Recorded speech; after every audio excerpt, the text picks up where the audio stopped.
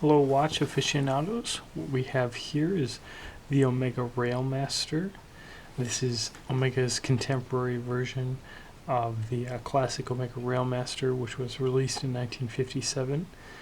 There are some key differences, which I will discuss, but first I'll just mention the history of this watch.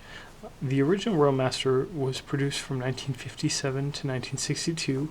It had a 17 joule manual wind movement, but what was special about that watch was a thick matte dial and extra magnetic shielding designed specifically for railway scientists and technicians working within close distances of powerful electrical currents. And so it was designed to be a thoroughgoing tool watch, and there are a number of design elements that are carried through in the this current Railmaster, which was introduced in 2003.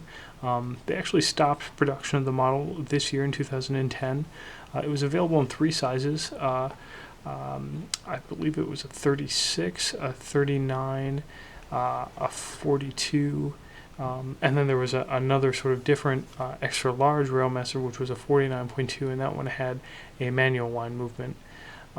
This watch, the regular Railmaster, has the Omega 2403 Co-Axial Movement, which is a chronometer movement with sweeping seconds right in the middle. There are quite a few things to speak about with respect to the design of the dial that are noteworthy. First of all, you obviously have the Arabics at the 12, 3, 6, and 9 position that are all illumined with or filled in with superluminova, as well as all of the indices. The case is a combination of brushed and polished surfaces. You have the beautiful trademark curved Omega lugs. You have the popularized by the Planet Ocean. You have the broad arrow hands, and on the dial itself, you have a matte dial with the classic Railmaster kind of curly font, along with a much more modern and technical looking coaxial chronometer font down at the bottom of the dial. But you have no date, and it's very simple, very readable, kind of classic sports watch looks like the Rolex Explorer or base Panerai. I think that's very complimentary to say that, and it's definitely unique for an Omega, which of course the whole Omega line has a kind of classic style, but not just in terms of simple Arabics typically. The movement is an interesting movement. The coaxial chronometer movement is an older version of the movement. It's, as I mentioned, the 2403 movement, which is based on the 2500 movement.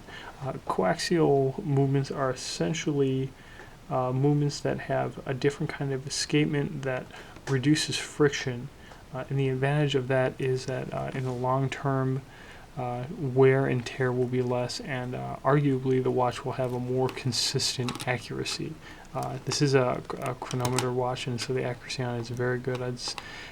This watch in particular is surprisingly good. It's about 1 second a day.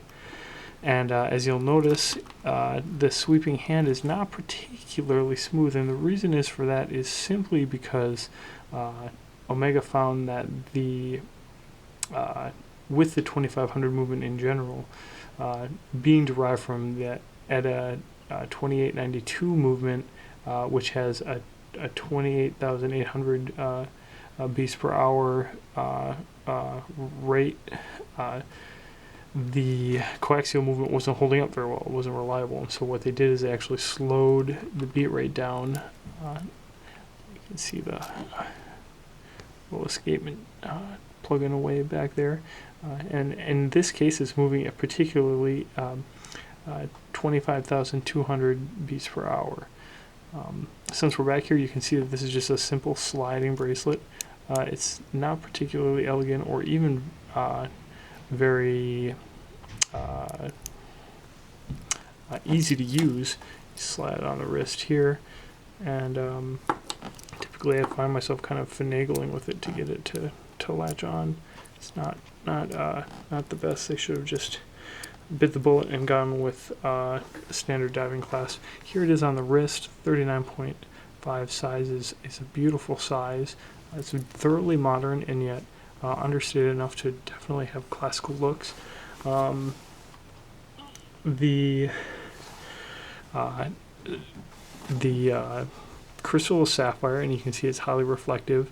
There's apparently an AR coating on the inside, although honestly I can hardly tell. It's a slightly curved crystal.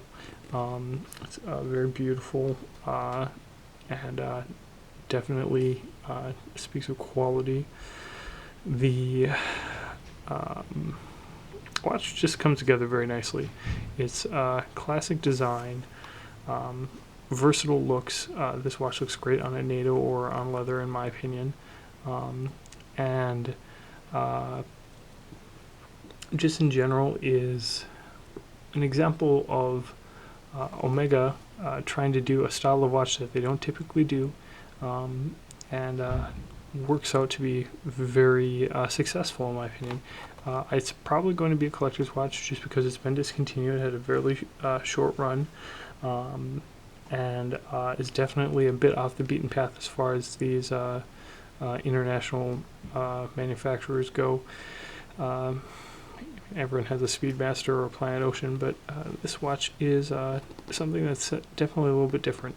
It's certainly extremely comfortable to wear. It's very lightweight. I think it's something like 106 grams with the bracelet, and I'm enjoying it a lot. It's a very versatile watch. So thank you very much for listening, and have a great day.